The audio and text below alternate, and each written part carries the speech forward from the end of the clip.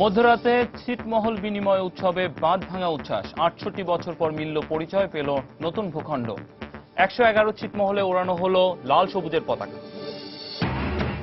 অক্টোবরে শুরু হবে পদ্মা সেতুর মূল পাইলিং। ওয়ার্কশপে চলছে কাজ। টেস্টের ফলাফল সন্তোষজনক দাবি সেতু সংশ্লিষ্টদের। রাজধানীর পাইকারি বাজারে ঊর্ধ্বমুখী পেঁয়াজের দাম কেজিতে বেড়েছে ১২ টাকা পর্যন্ত। প্রতিকূল আবহাওয়া ও আমদানি কমায় কারণ বলছেন আড়তদাররা। এবং মাঠ ভরা সোনালী আঁশে সবুজ ক্ষেত এখন স্বপ্ন দেখায় না বরেন্দ্র অঞ্চলের পাট চাষিদের। বছর বছর লোকসান গুণে ঝুঁকছেন অন্য ফসল চাষে।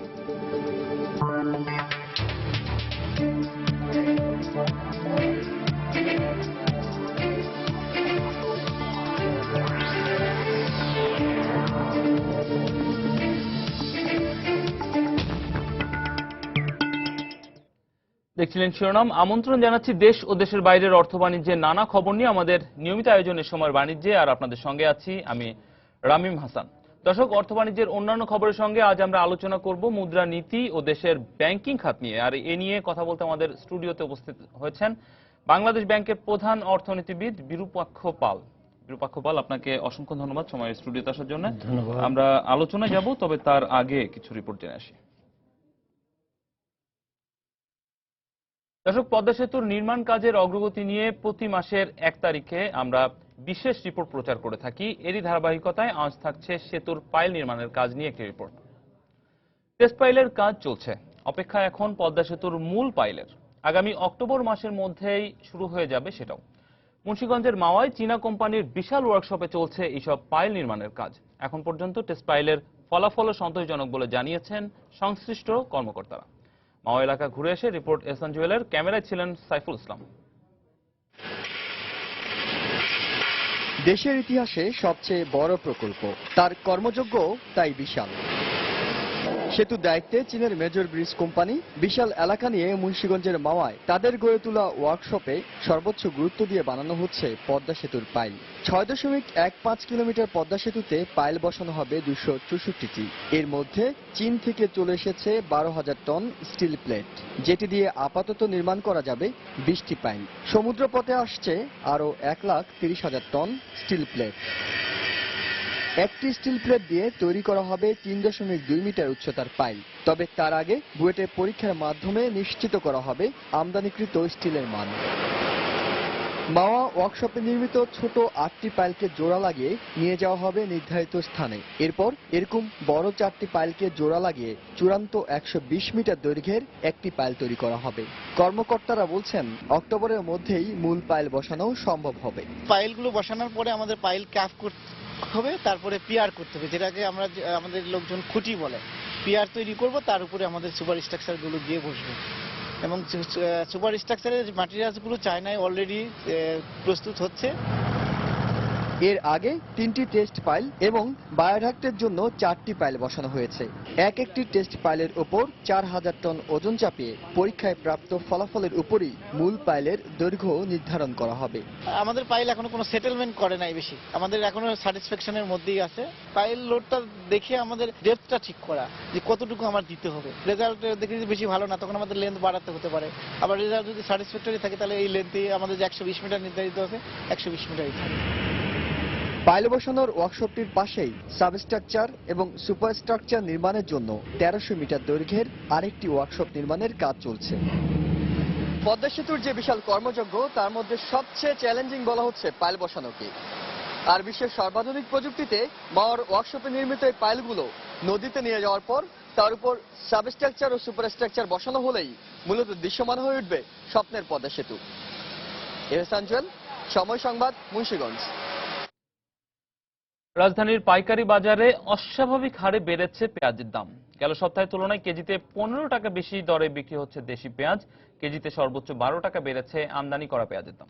প্রতিকূল আবহাওয়া আর আমদানির পরিমাণ কমে যাওয়াই কারণ বাজারের ঊর্ধ্বগতি বলে মনে করছেন আড়তদাররা। এদিকে চাল, চিনি ও তেলের বাজার স্থিতিশীল থাকলেও বেড়েছে প্রায় সব ধরনের ডালের দাম। এমনিতেই বর্ষা মৌসুম, যে কারণে মোহাম্মদপুর সরকারি কৃষি পণ্যের বাজারে পাইকার আর আড়তদারদের হাকডাক অনেকটাই কম। বেচা বিক্রিও খুব একটা হচ্ছে না। এরপরও বাজারে অন্যরকম ঝাঁজ ছড়িয়েছে প্রতিদিনের রান্নার অপরিহার্য উপাদান পেঁয়াজ। গেল সপ্তাহে দেশি পেঁয়াজের বাজার দর 36 থেকে 38 টাকার মধ্যে সীমাবদ্ধ ছিল। চলতি সপ্তাহে তা ঠেকেছে 52 থেকে 55 টাকায়। আমদানি করা ভারতীয় পেঁয়াজের দাম 32 টাকা থেকে এক লাফে উঠেছে 44 টাকায়। বাজারে মানভেদে আদার দাম কেজিতে 7 থেকে 10 টাকা বাড়লেও পরিবর্তন আসেনি আলু আর রসুনের দামে। বৃষ্টি বাদলের কারণে বাজারটা একটু বেশি, মাল আমদানি কম হইতে আছে, আর ভারতের থেকে পেঁয়াজটা একটু কম আমদানি হয়েছে। দেশের বাজারটা ঠিক 14-15 টাকায় পাচ্ছে। ঈদের পরে ইম্পোর্ট বন্ধ ছিল, সবাই একটু চুপচাপ করে বসে ছিল, দেখি বাজারটা কি হয়, এই কারণে বাজারটার দাম একটু বাড়ছে। এক সপ্তাহ ধরে কোনো মার্কেটে মালই পাই নাই, তো গতকাল কিছু মাল আনছি, টানলেও দাম অনেক ঊর্ধ্বগতি। আলু, আদা, রসুন তিনটাই বাজার অপরিবর্তিত। 7 দিনের ব্যবধানে আরেক দফা বেড়েছে মসুর, খেসারি সহ বেশিরভাগ ডালের। তবে আবারও কমেছে চিনির দাম। এদিকে খোলা তেলের দাম কেজিতে 2 টাকা বাড়লেও স্থির রয়েছে বোতলজাত ভোজ্য তেলের বাজার দর। ডে বাই ডে শুধু আপনার চিনির দামটা আপনার কমতেছে।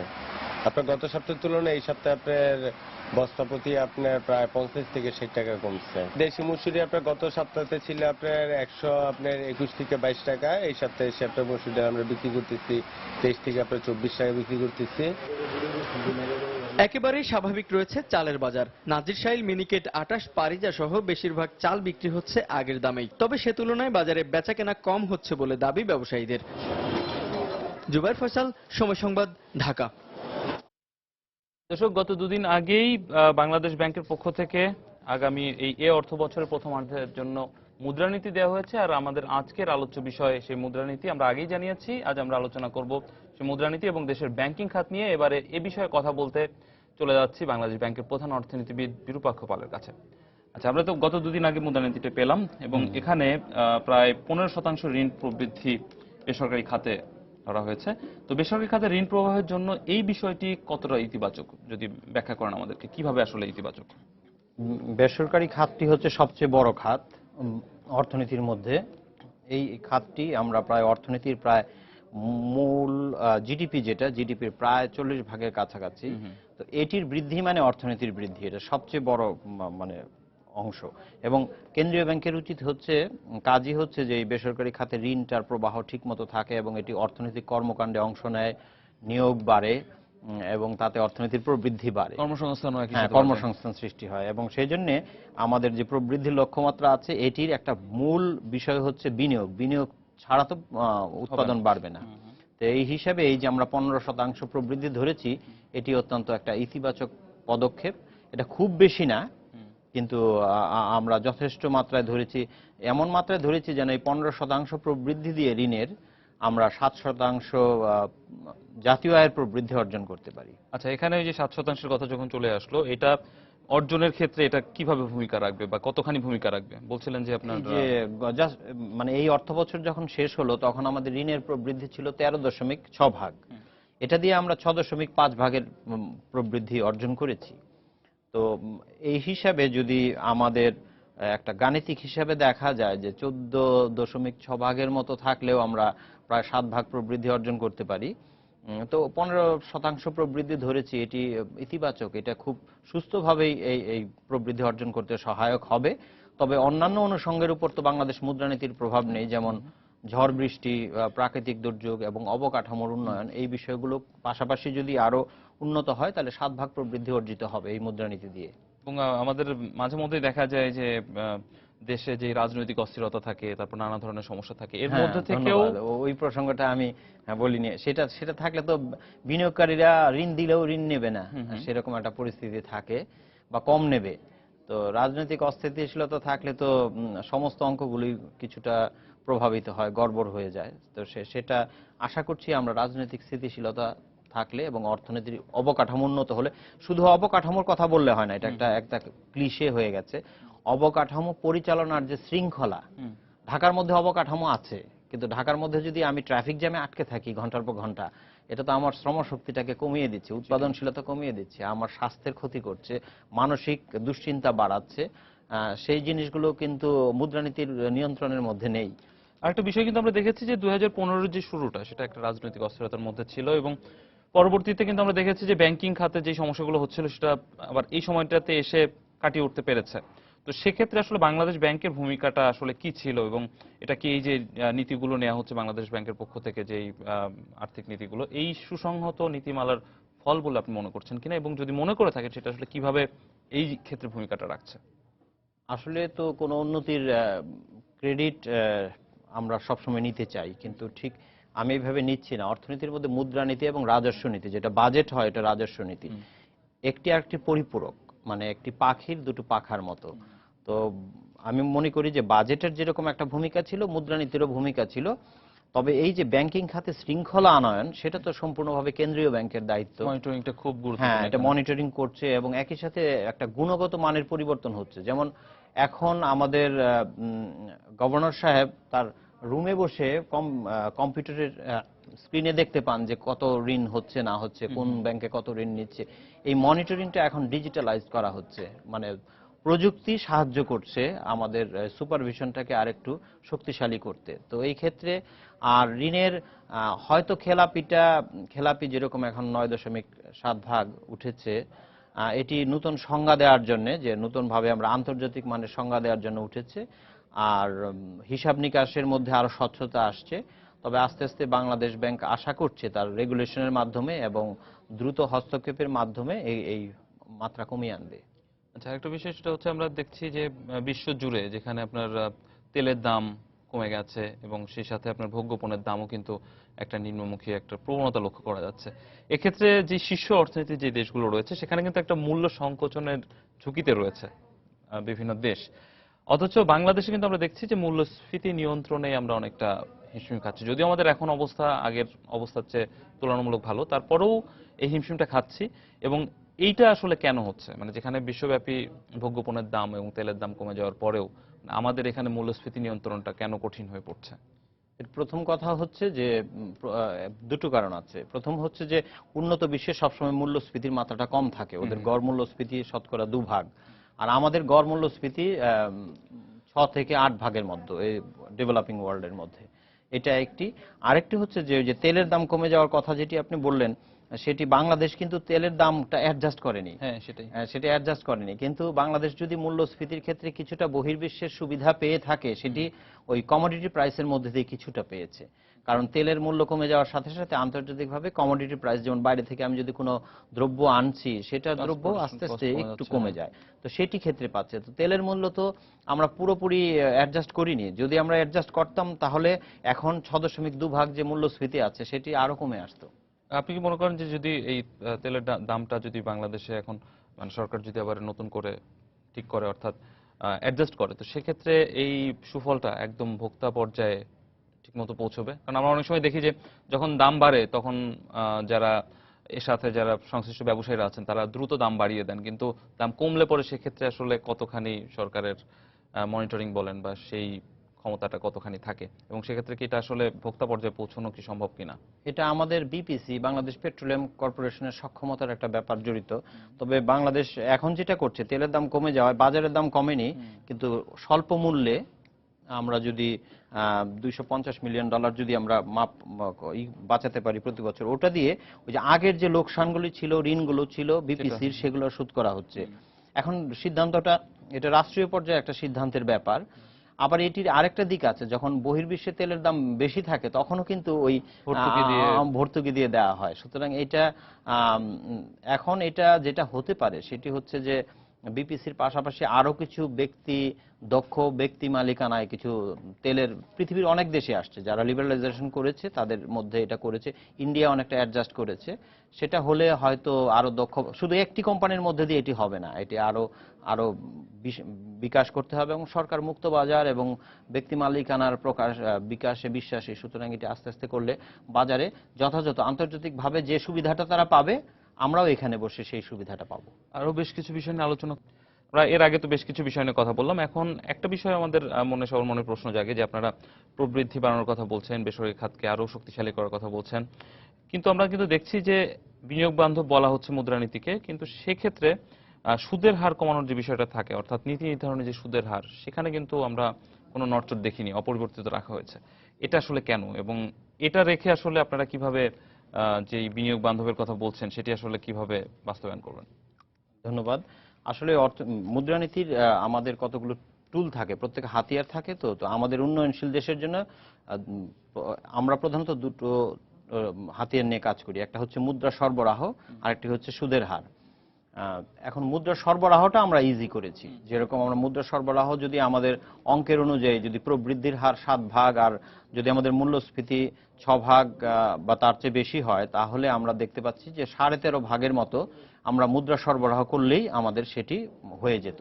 কিন্তু সেখানে আমরা কিন্তু 15.6% আমরা মানি সাপ্লাই করছি। সুতরাং মানি সাপ্লাইয়ের দিক দিয়ে এবং প্রাইভেট সেক্টর ক্রেডিটের গ্রোথের যে আমরা রেখেছি সিলিংটা, বা সেই দিক দিয়ে আমরা একটা ইজিং আছে, আমাদের সহজীকরণ আছে। তবে সুদের হার আরেকটা হাতিয়ার, সে জায়গায় আমরা একটু সতর্কমূলক অবস্থান রেখেছি। এই একটু আগে আপনি বললেন যে পেঁয়াজের দাম বেড়েছে, একটা মূল্যস্ফীতির কথাবার্তার একটা আভাস দিই। সুতরাং কেন্দ্রীয় ব্যাংকের প্রধান কাজ হচ্ছে মূল্যস্ফীতি নিয়ন্ত্রণ করা। সুতরাং মূল্যস্ফীতিটা নিয়ন্ত্রণ করার জন্য একটা হাতিয়ার হচ্ছে সুদের হার। সুদের হার আমরা কমাতে চাই, পারবো যদি আমরা লক্ষ্য করি যে মূল্যস্ফীতি আবার একটু কমের দিকে, আর একটু কমের দিকে, সহনের দিকে চলে আসছে। এখানে একটা কথা বলা দরকার, আমাদের সাধারণ গড় মূল্যস্ফীতি যেটি জেনারেল সিপিআই ইনফ্লেশন যেটা, সেটা কিন্তু কমের দিকে, কিন্তু কোর ইনফ্লেশন যেটা খাদ্য বহির্ভূত এবং তেল বহির্ভূত, এটা কিন্তু বাড়ার দিকে। সুতরাং এই ধরনের একটা কনফ্লিক্টিং ট্রেন্ড দেখছি বলে আমরা এই জন্য বলা হয় যে এটা একই সাথে সতর্কতামূলক। আমরা সতর্ক একটা অবস্থানও রাখছি, কারণ আমরা যদি লক্ষ্য করি যে এখন যদি খাদ্যেরও ইনফ্লেশন বাড়তে থাকে, তেলেরও ইনফ্লেশন বাড়তে থাকে, আবার তেলের বহির্ভূত ইলেকট্রনিক্স, অ্যাপ্লায়েন্সেস, ক্যাপিটাল মেশিনারি, এই সমস্ত কিছুর মূল্য যদি আবার একটু বাড়তে থাকে, আমরা কিন্তু সুদের হার যদি এখন কমিয়ে ফেলতাম তাহলে এটা ভুল করতাম। আচ্ছা, সুতরাং আমরা তখন আবার সুদের হারকে আবার একটু বাড়িয়ে দেব, কারণ আমাদের মূল্যস্ফীতিটা যে কোনো অর্থে সমন্বয় করতে হবে। এটা আমি আর একটা সহজ উদাহরণের মধ্যে দিয়ে বলি। আমাদের মূল লক্ষ্য হচ্ছে যে আমাদের স্বাস্থ্যটা বাড়ানো। হ্যাঁ, তো একটা স্বাস্থ্য বাড়াতো অনেকভাবেই করা যায়। আমি এক্সারসাইজ করে বাড়াতে পারি, পরিমিত খাবার নিয়ে নিয়ে বাড়াতে পারি, এবং সর্বাবস্থায় আমি লক্ষ্য করছি যে আমাদের রক্তচাপটা যেন ঠিক থাকে। এখন আমি খাচ্ছি শুধুমাত্র কার্ব খাচ্ছি, খেয়ে খেয়ে দেখা যাচ্ছে কোলেস্টেরল বাড়াচ্ছি এবং রক্তচাপ হঠাৎ বেড়ে গিয়ে আমি একজন মানুষ মারা গেল। ব্যালেন্সটা খুব জরুরি। ব্যালেন্স তো এই মূল্যস্ফীতি এমন একটা জিনিস, এটা কমলেও ক্ষতি, অর্থনীতি একটা সংকোচনে চলে যায়, আবার বেশি বেড়ে গেলে এটা সমস্ত সুফল খেয়ে দেয়। এটা দৈত্যের মতো। কারণ ভোক্তা যে শ্রেণী, যেটা সবচেয়ে বড় শ্রেণী, এটা কিন্তু মূল্যস্ফীতিকে খুব ভয় পায় এবং তাদের সমস্ত তৃপ্তি নষ্ট হয়ে যায় এবং তারা ব্যয় করে কম। এবং অর্থনীতিতে যদি ভোগ কমে যায়, সমূহ বিপদ। কারণ ভোগ হচ্ছে অর্থনীতির 70 থেকে 80 ভাগ সমস্ত জিডিপির। তো সেই জন্য আমাদের এই মুদ্রানীতিতে, যেটি আমি আবার সেই প্রশ্নে আসছি, আপনি যে বললেন যে সুদের হার তো কমালেন না, তাহলে কথাটা কি হলো? আমরা একদিক দিয়ে ইজিং দিয়েছি মানি সাপ্লাইয়ের দিক দিয়ে, কিন্তু ইন্টারেস্ট রেটটা ধরে রাখছি। 1 মাসের মধ্যেও যদি দেখি, 2 মাসের মধ্যেও যদি দেখি যে ইনফ্লেশন কমেই আসছে সত্যি সত্যি, তাহলে আমরা পলিসি রেট যেটাকে এটা কমাবো বলে আমরা কমাবো, মানে আপনার কাছে কথা দিতে পারি না, আমরা আবার বোর্ডের মধ্যে বসবো, বোর্ডের মধ্যে বসে এই প্রসঙ্গটা আবার তুলবো। তার মানে দুইটা টুলের মধ্যে একটা টুল এখন ইজি আছে, আর একটা আপনারা হচ্ছে শুধুমাত্র ব্যালেন্সটা রাখার জন্য এটা আপনারা হাতে রেখেছেন।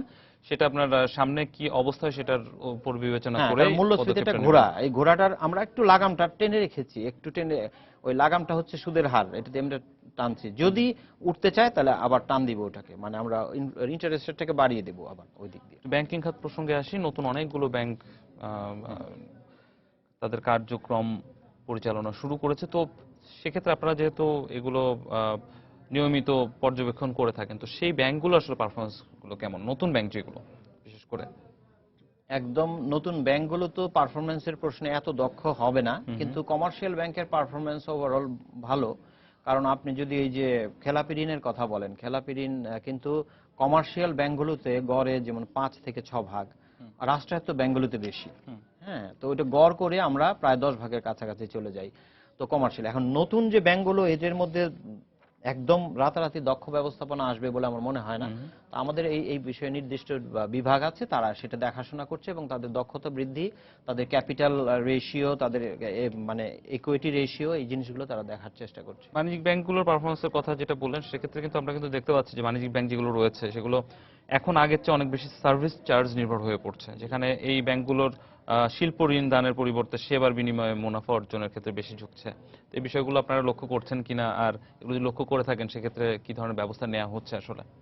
হ্যাঁ, এটি ভোক্তাদেরও একটা সিদ্ধান্তের ব্যাপার। আর আরেকটি বিষয় এখানে মনে রাখতে হবে, বাণিজ্যিক ব্যাংকগুলো কিভাবে কোনো নীতিমালায় কোনো সার্ভিস চার্জ দিচ্ছে কিনা বা করছে কিনা, বাংলাদেশ ব্যাংক সবকিছুতে নিয়ন্ত্রণ করবে না, কারণ এখানে মুক্ত বাজারের ব্যাপার আছে, হ্যাঁ, লিবারালাইজেশন। মুক্ত বাজারের এখন বিষয়টা আছে।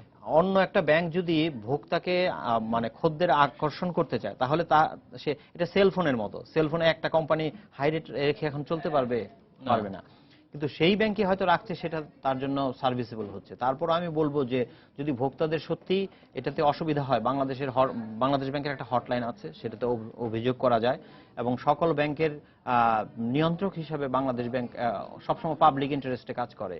সুতরাং পাবলিক ইন্টারেস্ট বা কনসুমার ইন্টারেস্টে কাজ করার জন্য এই বিষয়টি ভেবে দেখতে পারে, তবে পাবলিকদের পক্ষ থেকে এই বিষয়ে অভিযোগ আসতে হবে। অভিযোগের বাইরে কি আপনারা তো সবসময় পর্যবেক্ষণের মধ্যে রাখেন, তো শিল্প ঋণের যে বিষয়টা, এদের তো একটা লক্ষ্যমাত্রা থাকে বা ব্যাংকগুলোর একটা নির্ধারিত করে দেওয়া হয়, তো সেক্ষেত্রে আপনারা নিজে থেকে কোনো ব্যবস্থা নেন কিনা? এবার তো নিচ্ছি আমরা, শিল্প এবং আমাদের ম্যানুফ্যাকচারিং, সেটা আমাদের সবচেয়ে আমাদের অর্থনীতির যে তিনটি খাত, সেটি হচ্ছে সেবা, শিল্প এবং কৃষি। শিল্পের মধ্য থেকে প্রবৃদ্ধি প্রায় 8-9 ভাগের মতো আসে। আচ্ছা, তো এই জন্য এটা আমাদের যে প্রবৃদ্ধি, ওভারঅল যে প্রবৃদ্ধি যেটা দেয়, সেটাতে খুব সাহায্য করে শিল্প। এবার আমরা ওই বিশ্বব্যাংকের আমাদের $30 কোটি, এবং আমাদের সেটার সাথে বাংলাদেশ ব্যাংক $20 কোটি দিচ্ছে। এখানে শিল্পের সহায়ক থাকবে, কোনো শিল্প যদি বন্ধ হয়ে থাকে সেটা যেন আধুনিকায়ন করে চালানো যায় কিনা, এটা আমরা দিচ্ছি। তারপরে আমরা পরিবেশ বান্ধব শিল্পগুলোর দিকে নজর দিচ্ছি। তারপরে উইমেন এন্টারপ্রেনারশিপ যেন বাড়ে, এই জিনিসগুলোর দিকে দিচ্ছি। এবং এই হিসেবে আমরা একটা সিলেক্টিভ ইজিং, মানে আমরা যে জায়গাগুলোতে দরকার সেখানে সহজ সুদে, আরো বাজারের ব্যবস্থা চেয়ে আরো সহজ সুদে তাদেরকে ঋণ দিচ্ছি। কৃষি বিষয়টা চলে আসলো। এই কৃষি ঋণ এবার লক্ষ্যমাত্রা ধরা হয়েছে 16,400 কোটি টাকা। এবার তো লক্ষ্যমাত্রা অর্জনে আপনারা কতটা আশাবাদী, এবং এই লক্ষ্যমাত্রা অর্জনের পিছনে আপনারা আসলে কি ফুয়েল ইউজ করেন? এবং আরেকটা বিষয়, সেটা হচ্ছে মানে কৃষকরা আসলে সুফলটা কতখানি পাচ্ছে, আপনাদের গত কয়েক বছরের অবজারভেশন কি বলে? আমি বলবো যে সবসময় তো আমরা আশাবাদী, আশা নিয়ে বসে থাকলে হবে না। আমাদের অতীতের কর্মকাণ্ড, গত 5-6 বছরের যদি আমরা কৃষি ঋণের প্রবাহ দেখি, বাংলাদেশ ব্যাংক কৃষি ঋণের ক্ষেত্রে একটা ব্যাপক ভূমিকা, গুণগত পরিবর্তন এনেছে, এবং সেজন্যই কিন্তু আমরা কৃষির যে ক্ষমতায়ন হয়েছে, কৃষির আমি এখানে ঠিক চার্টটা দেখাতে পাচ্ছি না, কৃষির প্রবৃদ্ধি যদি আমি চার্ট করি, তার মধ্যে যে একটা ট্রেন্ড লাইন আনি, এই ট্রেন্ড লাইন ঊর্ধ্বমুখী, তার মানে এই কৃষকদের সুবিধা পাচ্ছে। তারপরে কৃষকদের জন্য 10 টাকার অ্যাকাউন্ট খুলে দেওয়া হয়েছে, হ্যাঁ, কৃষকদের ফাইন্যান্সিয়াল অ্যাক্সেস করা হচ্ছে, ফাইন্যান্সিয়াল ইনক্লুশন করা হচ্ছে।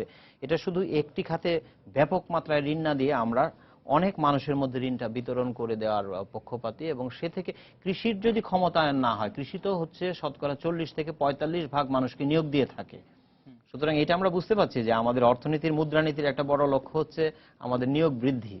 হ্যাঁ, তো এইটা আমরা কৃষির মাধ্যমে করি, এবং আমাদের ফাইন্যান্সিয়াল ইনক্লুশন এই থিমের মধ্যে কৃষিকে সর্বাত্মকভাবে আমাদের সাথে রাখা, একে পরিপূর্ণভাবে নজরে রাখা এবং একে সাহায্য করা। এটা আমি ডিটেলসে যেতে পাচ্ছি না, এটা কৃষি বিষয়ক যে ডিপার্টমেন্ট আছে, সে তার প্রধান, তার নির্বাহী পরিচালক আরো ভালো বলতে পারে। তারপর আমরা আপনার কাছ থেকে একটা ওভারঅল একটা এটা আপনাকে অসংখ্য ধন্যবাদ আমাদের স্টুডিওতে আসার জন্য। দর্শক, আমরা কথা বলছিলাম দেশের মুদ্রানীতি ও ব্যাংকিং খাত নিয়ে। আমাদের সঙ্গে আলোচনা ছিলেন বাংলাদেশ ব্যাংকের প্রধান অর্থনীতিবিদ বিরূপাক্ষ পাল। চলে যাচ্ছি অন্যান্য সংবাদে। দীর্ঘ 68 বছর পর রাষ্ট্রীয় আনুষ্ঠানিকতার মধ্য দিয়ে ছিটমহলবাসীরা ফিরে পেলেন স্বাধীন ভূখণ্ডের প্রকৃত নাগরিকত্বের স্বাদ। অবসান হলো বাংলাদেশ ও ভারতের অভ্যন্তরে থাকা ছিটমহলের বাসিন্দাদের রাষ্ট্রহীনতার যন্ত্রণা।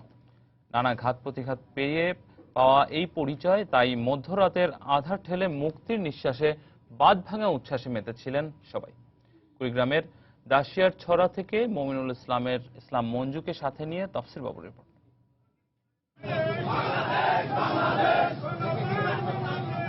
ঠিক রাত 12টা 1 মিনিটে 68টি মোমবাতি জ্বালিয়ে আলো ছড়িয়ে দেয়া হয় দাসিয়ার ছড়ায়, যে আলোকে রাষ্ট্রহীনতার অন্ধকার থেকে উদ্ভাসিত ভবিষ্যতের দিকে এগিয়ে যাওয়ার প্রতীক হিসেবেই দেখছেন সেখানকার বাসিন্দারা। একই সাথে সেখানে জ্বলে ওঠে কয়েকশো মশাল। দাসিয়ার ছড়ার মেঠোপথ ধরে যে মশাল নিয়ে আনন্দ মিছিল করেন হাজারো উল্লসিত মানুষ। বঞ্চিত মানুষগুলির এই আন্দোলনে আজকে আমরা বিজয় লাভ করেছি। এই বিজয়ের জন্য আমরা সত্যিকারে উপলব্ধ। আসলে আমরা বাঙালি স্বাদ গ্রহণ করতে পারি নাই। দীর্ঘ 68 বছর ধরে আমরা পিছিয়ে ছিলাম, তাই আমরা 68টা মমের মাধ্যমে আজকের দিনটা আমরা উদযাপিত করলাম। এতদিন পর্যন্ত আমরা জমন্দি জীবনে ছিলাম, এখন বন্দি জীবন থেকে আজ মুক্তি হয়ে গেছি, যার ফলে আমরা আজ আনন্দে মনটা চাচ্ছিস না আমি বাড়ি যাবো। ভাই আজকে যেটা আনন্দ লাগতেছে, যেমন ঈদ করলে মানুষের আনন্দ হয়, তার চেয়ে খুশি আরো বেশি আনন্দ লাগতেছে আজকে। নিজ নিজ দেশের মূল ভূখণ্ডের সঙ্গে সরাসরি কোনো যোগাযোগ না থাকায় সব ধরনের রাষ্ট্রীয় সুযোগ সুবিধা থেকে দীর্ঘদিন বঞ্চিত ছিল ছিটমহলের বাসিন্দারা। ভূমি ব্যবস্থাপনা, সরকার যারা নাগরিকত্ব থেকে বঞ্চিত হচ্ছে তাদের নাগরিকত্ব প্রদান এবং জাতীয় পরিচয়পত্র প্রদান করে এখানকার শিক্ষা, স্বাস্থ্য, যোগাযোগ ব্যবস্থা সহ সকল নাগরিক সুবিধা খুব দ্রুতই সুনিশ্চিত করবে। যে মৌলিক অধিকারগুলো আছে সব মৌলিক অধিকারগুলো আমরা পাবো, এটাই আমরা নিশ্চিত। মূলত এই চুক্তির মাধ্যমে বাংলাদেশ ভারত দুদেশের মানচিত্রই বদলাবে। এক্ষেত্রে বাংলাদেশের নীলফামারী, কুড়িগ্রাম, লালমনিরহাট এবং ভারতের আসাম, মেঘালয়, ত্রিপুরা ও পশ্চিমবঙ্গের মানচিত্রে আসবে পরিবর্তন। তবে এত সব পরিবর্তনের মধ্যেও বেশ কিছু প্রতিবন্ধকতা রয়েই যাচ্ছে। ছিটমহলবাসীরা আজ পেল নিজ নিজ দেশের পরিচয়। বাংলাদেশের 111টি ছিটমহলের 17,160 একর জমিতে বসবাসকারী 41,449 জন মানুষ নতুন করে পেল বাংলাদেশের পরিচয়। অন্ধকারের পথ থেকে আলোর পথে যাত্রা। দীর্ঘ 68 বছর এই সব মানুষ ছিলেন দেশ পরিচয়হীন। এখন তারা নতুন একটি দেশ পেলেন নাগরিক হিসেবে স্বীকৃতি। তবে এখনো তাদের সকলকে অনেক দূরের পথ হাঁটতে হবে, কারণ স্বাস্থ্য, শিক্ষা সহ যেসব মৌলিক অধিকার রয়েছে তাদের ক্ষেত্রে সেসব মৌলিক অধিকার নিশ্চিত করাই হচ্ছে এখন সবচেয়ে বড় চ্যালেঞ্জ। কুড়িগ্রামের দাসিয়ার ছড়া থেকে তাফসির বাবু, সময় সংবাদ।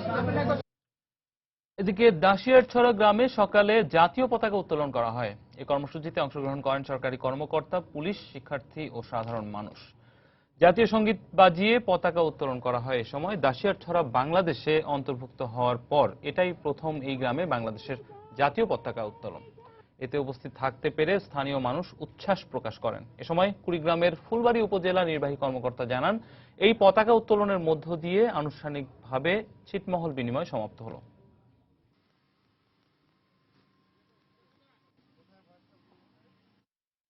আজকে আমার খুব ভালো লাগতেছে, কারণ আজকেই আমরা প্রথম পতাকা উত্তোলন করলাম। আর আগে আমাদের অনেক সমস্যা, তো স্কুল ছিল না, কিন্তু এখন স্কুল হবে। আসলে অনেকটা চাঁদ হাতে পাওয়ার মতন মনে হচ্ছে। এটা ভাষায় এতটা আমরা শান্তি পাচ্ছি, এতটা ভালো লাগতেছে যেটা ভাষায় প্রকাশ করার মতো না। আমরা সবাই আবেগে আপ্লুত, কারণ এই আনন্দঘন পরিবেশটাকে আমরা উপভোগ করবার জন্য ভোরবেলায় এসেছি। জাতীয় পতাকা উত্তোলনের মাধ্যমেই ভারতবর্ষের যে 111টি ছিটমহল আজ থেকে বাংলাদেশের অন্তর্ভুক্ত হলো এবং বাংলাদেশের 51টি ছিটমহল ভারতের অন্তর্ভুক্ত হলো। ছিটমহলবাসীর যে সমস্যাটা ছিল, সমস্যার চূড়ান্ত সমাধান হলো। এদিকে কুড়িগ্রামের মতো লালমনিরহাট, পঞ্চগড় এবং নীলফামারীতেও রাত 12:01 মোম জ্বালিয়ে উদযাপন করা হয় ছিটমহল বিনিময় বাস্তবায়নের মুহূর্তটি। এ সময় উল্লাসে ফেটে পড়েন সেখানকার মানুষ। নতুন করে নাগরিকত্ব পেয়ে বাংলাদেশের সীমানায় অন্তর্ভুক্ত ছিটমহলের বাসিন্দারা দুদেশের সরকার প্রধানকে ধন্যবাদ জানান। এর আগে দিনভর নানা কর্মসূচির মধ্য দিয়ে চলে ছিটমহল বিনিময়।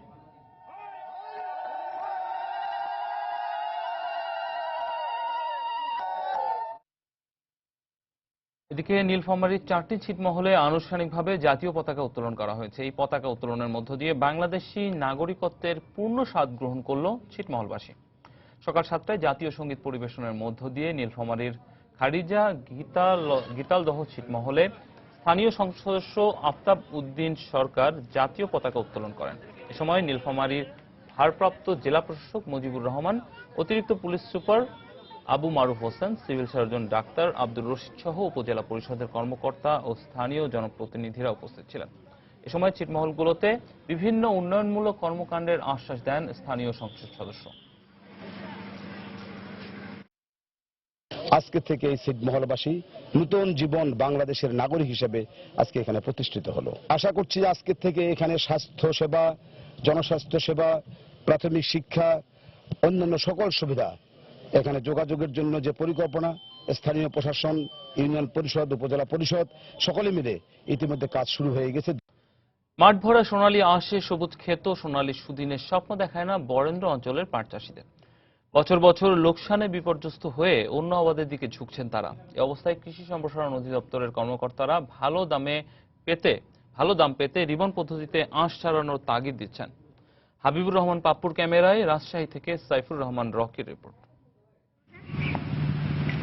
বরেন্দ্র অঞ্চলে এমন লকলকে হয়ে উঠেছে সবুজ পাটের গাছ। কৃষকেরা এসব গাছ কেটে এখন পানিতে জাগ দেওয়ার কাজে ব্যস্ত, আবার কেউ ব্যস্ত পাট থেকে সোনালী আঁশ ছাড়ানোর কাজে। আবাদ ভালো হলেও বাজারে পাটের আশানুরূপ দাম না থাকায় মন ভালো নেই পাট চাষিদের। পাটের বর্তমান যে অবস্থা, বর্তমান যে দাম, সে দামে আমাদের কৃষকরা পোষাইতে পারছে না। 4000-5000 করে বিঘা প্রতি খরচ, আর এক্সট্রা খরচ হয়, কিন্তু কৃষক লজ্জা নাই, করতে হবে। হ্যাঁ, বছরের খেত করতে হবে, হিসাবে করে। 1000 টাকা মন বেচলে পারে 10,000 টাকা লাভ আছে, তাহলে তো 3000 টাকা কাটতে ধুইতে তাহলে কতগুলি খরচ পড়ে। গত কয়েক বছর ধরে অব্যাহত লোকসানে পাট চাষে আগ্রহ হারাচ্ছেন এই এলাকার কৃষকেরা। তাই পাটের বদলে লাভজনক অন্য ফসলের চিন্তাভাবনা করছেন তারা। লাভ নাই, ভাবা খাটতে খাটতে মানুষের কষ্ট, এটা না করাই ভালো। এভাবে যদি দাম যদি নির্ধারিত না করে সরকার, তাহলে তো পাটে প্রচুর লস যাবে এবং পাটা করা আর যাবে না। এই অবস্থায় পাটের ভালো দাম পেতে আধুনিক পদ্ধতিতে আঁশ ছাড়ানোর পরামর্শ দিচ্ছেন কৃষি বিভাগের কর্মকর্তারা। জীবন পদ্ধতি একটা স্পেশাল পদ্ধতি আছে, সেই পদ্ধতিতে পাট করলে ভালো হয় এবং সেটা আশায় গুণগত মান ভালো হয় এবং সেটা নিয়ে আমাদের সবসময় আমাদের কর্মসূচি আছে, আমরা কৃষকদের সেটা উদ্বুদ্ধ করি। এবছর 11,220 হেক্টর জমিতে 10,517 মেট্রিক টন পাটের উৎপাদন লক্ষ্যমাত্রা নির্ধারণ করেছে কৃষি বিভাগ। সাইফুর রহমান রকি, সময় সংবাদ, রাজশাহী। লেনদেনের ঊর্ধ্বমুখী এবং সূচকে নিম্নমুখী প্রবণতার মধ্য দিয়ে গেল সপ্তাহের কার্যক্রম শুরু হয় ঢাকা স্টক এক্সচেঞ্জে। সপ্তাহের মাঝামাঝিতে সূচক তুলনামূলকভাবে বাড়লেও লেনদেনে ছিল নিম্নমুখী প্রবণতা। সপ্তাহ শেষে লেনদেন কমে 125 কোটি 3 লাখ টাকা এবং সূচক বাড়ে 6 পয়েন্ট। 754 কোটি 79 লাখ টাকা লেনদেনের মধ্য দিয়ে গেল সপ্তাহে কার্যক্রম শুরু করে ঢাকা স্টক এক্সচেঞ্জ, যা এর আগের সপ্তাহের শেষ কার্যদিবসের চেয়ে 59 কোটি 5 লাখ টাকা কম। এদিন সূচক ছিল 4786 পয়েন্ট। লেনদেনের এই পরিমাণ পুরো সপ্তাহের মধ্যে সর্বোচ্চ। দ্বিতীয় কার্যদিবস সোমবার লেনদেন কিছুটা কমলেও তৃতীয় কার্যদিবস মঙ্গলবার তা বেড়ে দাঁড়ায় 720 কোটি 12 লাখ টাকায়। এদিন সূচক ছিল 4797 পয়েন্ট, যা পুরো সপ্তাহের মধ্যে সর্বোচ্চ।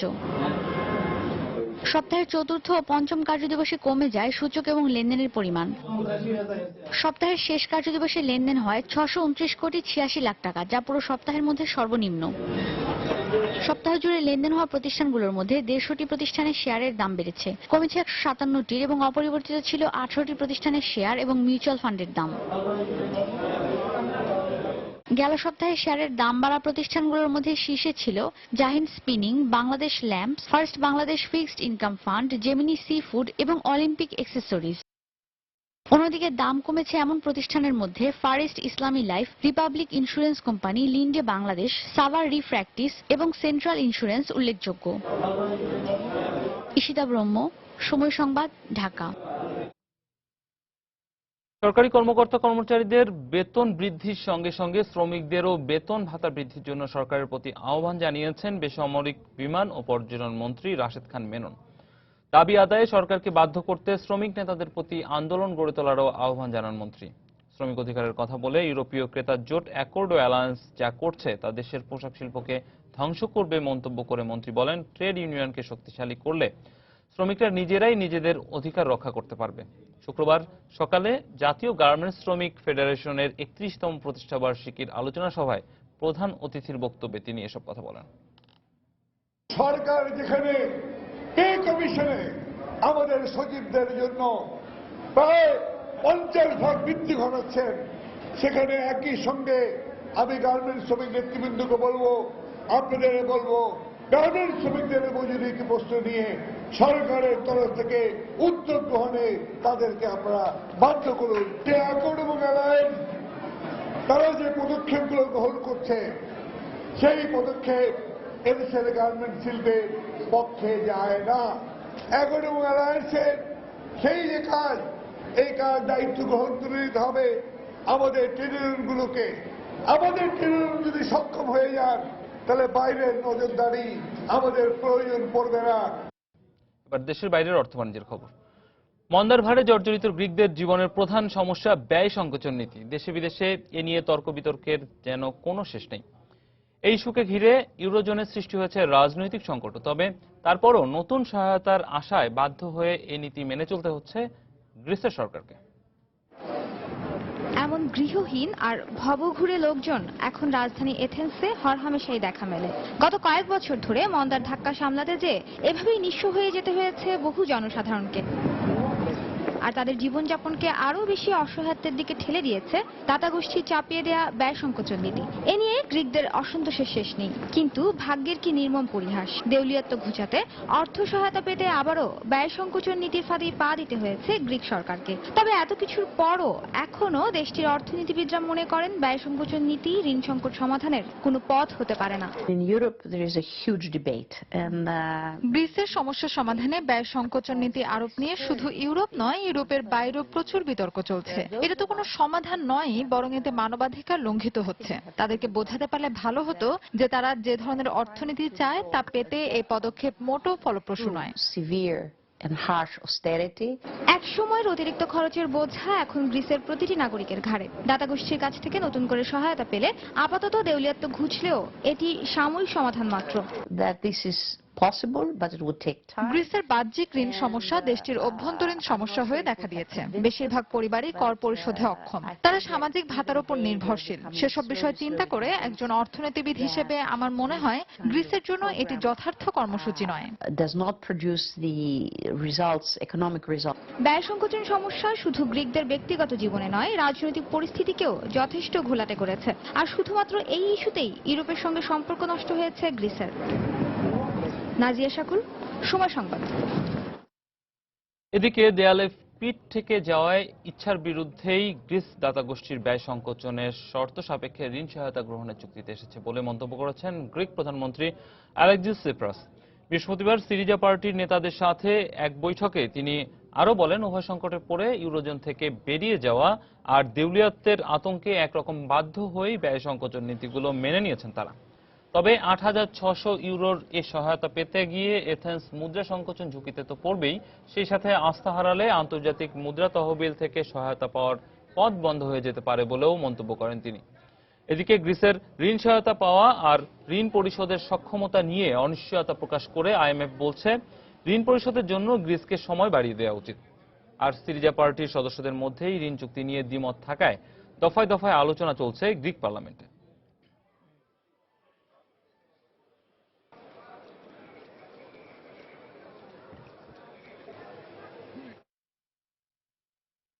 বিশ্ববাজারে জ্বালানি তেলের দাম আর কমবে না বলে আশ্বাস দিয়েছেন ওপেকের সেক্রেটারি জেনারেল আবদুল্লাহ সালিম আল বাদরি। রাশিয়ার জ্বালানি মন্ত্রী আলেকজান্ডার নোভাকের সাথে এক বৈঠকে তিনি আরো বলেন, চাহিদা বাড়ায় এবং উৎপাদন কমায় আর কোনো সম্ভাবনা নেই জ্বালানি তেলের দাম কমার। এ সময় আলেকজান্ডার নোভাক জানান, ২০২০ সাল নাগাদ বিশ্বে জ্বালানি তেলের চাহিদা আরো ৭ থেকে ১১% পর্যন্ত বাড়বে। এ সময় তিনি আরো বলেন, ২০১৬ সালের মধ্যেই স্থিতিশীল হয়ে আসবে জ্বালানির বাজার। চীনে জ্বালানি তেলের চাহিদা কমে গেলেও এ ব্যাপারে আশঙ্কা প্রকাশ না করে আল বাদরি জানিয়েছেন, ২০১৬ সালের মধ্যে চীনের স্থান দখল করবে ভিয়েনা। নিষেধাজ্ঞা তুলে নেয় জ্বালানির বাজারে ইরানের প্রত্যাবর্তন এ খাতকে আরো সমৃদ্ধ করবে বলে প্রত্যাশা বাজার বিশ্লেষকদের।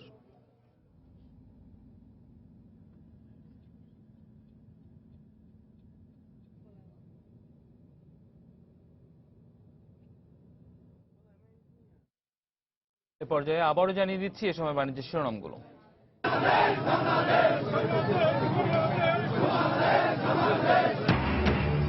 মধ্যরাতে ছিটমহল বিনিময় উৎসবে বাঁধ ভাঙা উচ্ছ্বাস। ৬৮ বছর পর মিলল পরিচয়, পেল নতুন ভূখণ্ড। ১১১ ছিটমহলে উড়ানো হলো লাল সবুজের পতাকা। অক্টোবরে শুরু হবে পদ্মা সেতুর মূল পাইলিং, ওয়ার্কশপে চলছে কাজ। টেস্টের ফলাফলে সন্তোষজনক দাবি সেতু সংশ্লিষ্টদের। রাজধানীর পাইকারি বাজারে ঊর্ধ্বমুখী পেঁয়াজের দাম কেজিতে বেড়েছে ১২ টাকা পর্যন্ত। প্রতিকূল আবহাওয়া ও আমদানি কমাই কারণ বলছেন আড়তদাররা। এবং মাঠ ভরা সোনালী আঁশের সবুজ ক্ষেত এখন স্বপ্ন দেখায় না বরেন্দ্র অঞ্চলের পাট চাষিদের। বছর বছর লোকসান গুনে ঝুঁকছেন অন্য ফসল চাষে। এই ছিল সময় বাণিজ্যে। যে কোনো খবর পেতে ভিজিট করুন সময়নিউজ.টিভি।